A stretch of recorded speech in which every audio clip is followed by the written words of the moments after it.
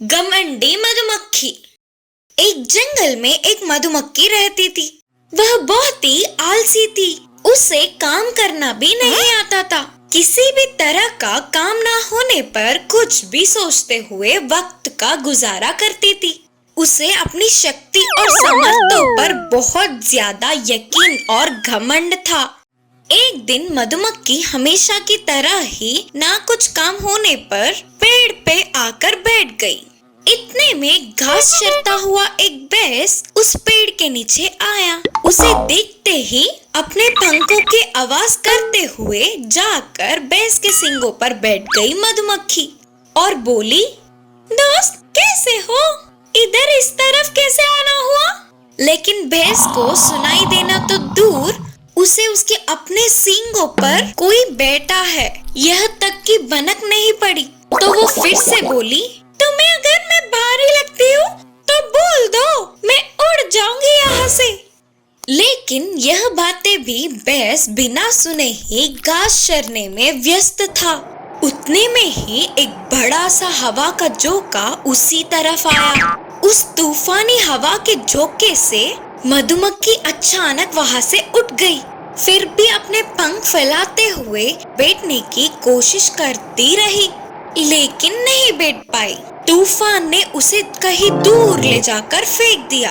आखिर में मधुमक्खी एक पेड़ के डाल में फंसकर जैसे तैसे बच गई। बाद में ऐसे ही धीरे धीरे उड़ती हुई वहाँ वापस उसी पेड़ पर पहुँच गई।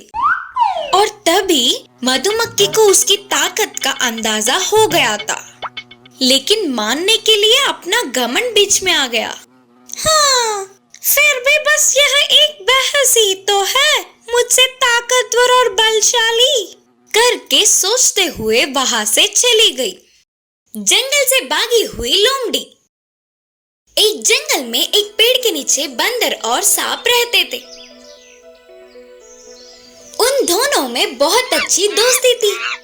वे दोनों मिलकर ही पूरे जंगल में घूमते थे और साथ ही खाना भी खाते। विषैले सांप से दोस्ती मत करो करके बंदर को कितने भी बार समझाने पर भी वो अनसुना कर देता था, क्योंकि उसे उसकी अच्छाई पता थी। ऐसे कुछ दिन खुशी से बीतते गए। एक दिन उड़ता हुआ बाज अकेले सांप को देखा और उसने तुरंत नीचे आकर सांप पे हमला करने की कोशिश की। तब सांप उससे लड़ते हुए ही तेजी से जा रही थी। फिर पेड़ पे रहने वाले बंदर के पास आकर कहा, दोस्त, वो बाज मुझे भगा कर ले जाने की सोच रहा है, मुझे बचाओ। बोलकर बोली सांप और तुरंत बंदर नीचे उतरकर बाज को मारना शुरू कर दिया। तब वो बाज बहुत घायल होने पर सांप को छोड़ भाग गया। अगले दिन ही जंगल में बंदर को पकड़ने के लिए एक व्यक्ति आया। उसे दूर से ही देखकर पहचानने वाला बंदर सांप के पास जाकर कहा, वो व्यक्ति मुझे बंदे बनाकर ले जाने के लिए फिर से आया, मुझे बचा लो मेरे दोस्त करके बोला बंदर। तब सांप तुरंत जाकर उसके पैर को डसा।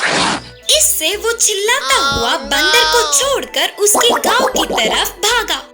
ऐसे कई बार बंदर और सांप दोनों एक दूसरे को बचा लेते। दूसरी ओर एक लोमड़ी बंदर को खाने की सोच रही थी, लेकिन सांप और बंदर मिलकर रहेंगे तो उसकी सपना पूरा होने से रहा करके सोचकर दोनों को अलग करने पर उसका काम आसान हो जाएगा करके एक निर्णय पर पहुंची। एक दिन लोमड़ी अकेले रहने वाले बंदर के पास जाकर बोली, अरे तुम्हें सांप डसने की कोशिश कर रही है, वो तो बहुत ही बुरी है, तू ना ध्यान से रहियो बोलकर झूठ बोली लोमड़ी। और इस बार अकेले रहने वाली सांप के पास जाकर बोली, बंदर तो तुम्हें उस व्यक्ति को पकड़वाना चाहता है, उससे जितना दूर रहोगी उतना अच्छा होगा तुम्हारे लिए। ऐसे लड़ाइयाँ रखकर दोनों को दूर अलग अलग करने के लिए तरह तरह के कोशिशें की, लेकिन लोमड़ी की चाल को जानने वाले बंदर और सांप उसके बातों को मानना तो दूर, समय देखकर उसको अच्छी पाठ पढ़ाएंगे करके सोचे। मौका देख के एक दिन दोनों मिलकर लोमड़ी के पास जाकर उस पर हमला किया। ऐसे बहुत ज्यादा पिटी हुई लोमड़ी जंगल से भाग गई। दुष्ट लोमड़ी के छुटकारे से बंदर और सांप के साथ बाकी के जानवर भी बहुत खुश हुए। इस कहानी की शिक्षा है कि किसी के भी बातों पर अंधविश्वास नहीं करना चाहिए। कृतज्ञहीन भाग। एक जंगल था, उस जंगल का राजा था शेर। उसी जंगल में एक बाघ भी रहता था। वह बहुत ही बुरा था। बाघ की इच्छा थी कि वह उस जंगल का राजा बने। उस बाघ के साथ हमेशा एक लोमड़ी और एक भेड़िया दोनों घूमते थे।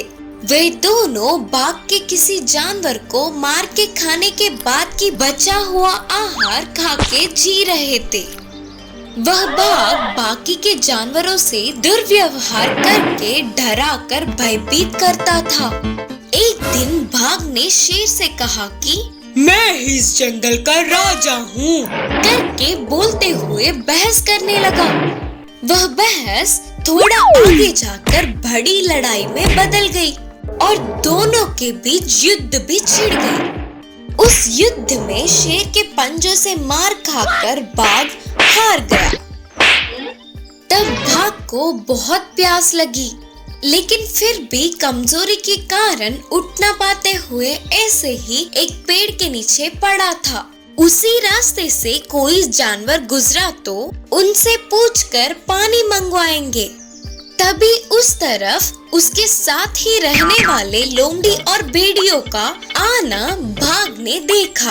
अरे ओ लोमड़ी और भेड़िया, रुको रुको, मैं उस शेर के हाथों में बहुत मार खा के प्यास से तड़प रहा हूँ, इधर से उठ भी नहीं पा रहा हूँ। तुम दोनों जरा नदी के पास जाकर मेरे लिए थोड़े पानी लेते आओ ना, करके उनसे पूछा। लेकिन वे दोनों ही बाघ को अनसुना और अनदेखा करके उधर से चले गए। उसके थोड़ी देर बाद में उसी तरफ एक हिरन का आना बाघ ने देखा और तब बाघ ने अपनी स्थिति का वर्णन करके पानी लाने को कहा। तब हिरन ने बाघ के बातों को सुनकर कहा, ना बाबा ना, तुम बहुत बुरे हो और साथ ही बेरहम भी हो। अगर मैंने तुम्हारी मदद की तो मैं पागल ही होंगी, करके बोलते हुए उधर एक क्षण भी नहीं रुकते हुए भाग गई। बाद में उस बाघ की स्थिति को पास के एक खरगोश देखकर तरस खाकर नदी पर जाके पानी लाके उसके मुंह के पास रखी और बाघ ने उस पानी को पेट भर के पिया। और इसी तरह खरगोश हर रोज बाघ के पास पानी लाके रखती थी।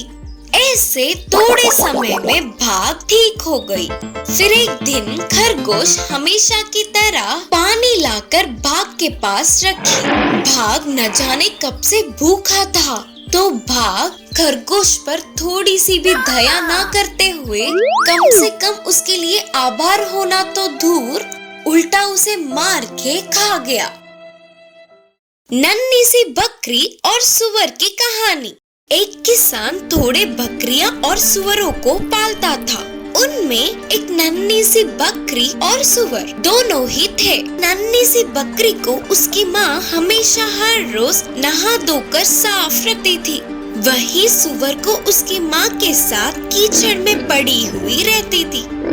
तो ऐसे ही सुअर की बच्ची के सामने आते ही, छी छी, तुम मेरे पास मत आओ, गंदे बास आ रही है तुमसे, एक बाजू में जाओ। लेकिन बेचारे सुअर को तो अपने साथ खेलने के लिए कोई दोस्त नहीं थे। तब सुअर ने अपनी माँ से कहा, माँ मुझे नहा माँ, ऐसे ही रही तो मेरे साथ वह बकरी खेल नहीं रही है। देख मेरे लाल, हम लोग ऐसे ही होते हैं, अपने शरीर को पसीने छूटने की क्षमता नहीं है, इसीलिए हमें अपने शरीर को हमेशा गीला ही रखना होता है। बोलते हुए माँ ने विवरण किया। लेकिन सुअर यह सब ना समझ पाते हुए थोड़ी देर तक अपनी माँ से बहस किया। फिर भी माँ ने उसे बहुत समझाया। एक दिन सुअर की बच्ची एक तरफ और बकरी की बच्ची दूसरी तरफ। इतने में दूर पहाड़ों में रहने वाली एक लोमड़ी बकरी के बच्चे के बारे में जानकर उसे पकड़ने के लिए आई। बकरी की बच्ची अकेली होने पर उस लोमड़ी को अच्छा मौका मिला। ऐसे लोमड़ी को सुअर ने देखा। हे, भाग जाओ, लोमड़ी आ रही है बोलकर चिल्लाने के साथ ही बकरी के ऊपर कूदने वाली लोमड़ी के सामने आई। ऐसे बकरी की बच्ची को लगने वाले घाव सुअर को लग गए। इतने में सुअर के चीख सुनने वाले किसान भागते हुए वहाँ आया और लोमड़ी भाग गया और सुअर के घावों को दवा लगाकर किसान ने ठीक किया। अपने खुद के प्राणों को खतरे में डालकर उसके प्राण बचाने वाले सुअर से अपने व्यवहार देख के नन्ही बकरी शर्म से उदास हुई।